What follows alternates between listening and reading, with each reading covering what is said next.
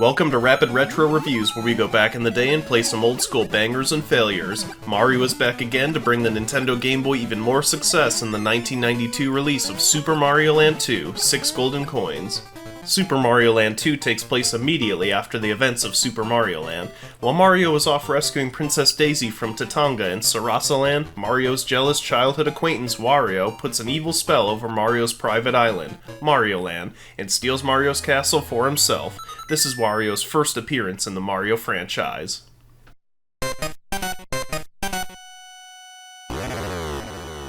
Mario must travel to the 6 different zones across Mario Land and collect 6 golden coins by defeating each of the zone's bosses. Each zone has different level designs and enemies.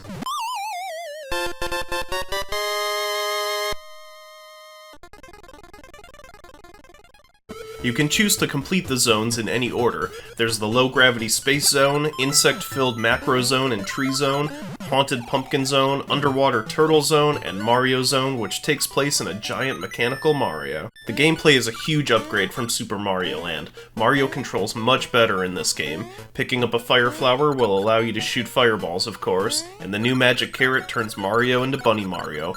Bunny Mario allows Mario to jump higher and descent slowly by using his bunny ears. He's also given the spin move that was introduced in Super Mario World on the Super Nintendo.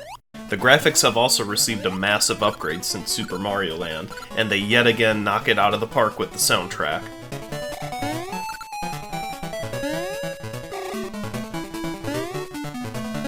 The bosses aren't too difficult to defeat, especially if you have one of the power-ups. To defeat the bird boss, you literally just fly above him with the bunny ears and hop on his head 3 times.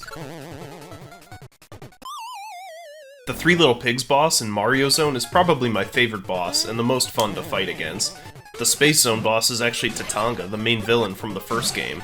Once you get all the golden coins, you can enter Wario's castle. Up to this point, the game is really easy overall. Once inside the castle, the game presents you with a huge difficulty spike. You need to progress through multiple rooms of difficult platforming, traps, mini-bosses, and eventually the final boss, Wario. One wrong move can send you back to the beginning. I actually raged and broke my Game Boy when I was like 4 years old because I kept dying on this level. Lucky for me, my mom took it in to get it repaired because I was a spoiled little shit. Thanks, Mom. Now, the level isn't that hard once you learn how to conquer each room, and once you get to the final boss, it's really not too difficult. I actually wish there were more challenging levels like this in the rest of the game. This brings up the main issue, which is the same issue that the first game had. It's too damn easy and short. It took me a little over an hour to beat the whole game. That being said, I've played through the game a few times, so I already know most of the levels and boss patterns. On your first playthrough, it'll probably take you a couple hours to beat it. Most importantly though, the game is fun. Although the game is short, it's short but sweet. My rating of Super Mario Land 2 is a 9 out of 10 with a nasty seal of approval. It's easily one of the best games on the Game Boy and a huge improvement from its predecessor.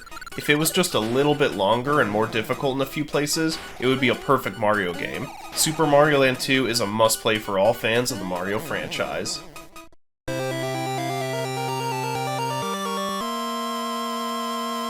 Thanks for watching this episode of Rapid Retro Reviews. If you enjoyed, please be sure to drop a like and hit that subscribe button to join the Nasty Nation. I'll see you guys on the next one.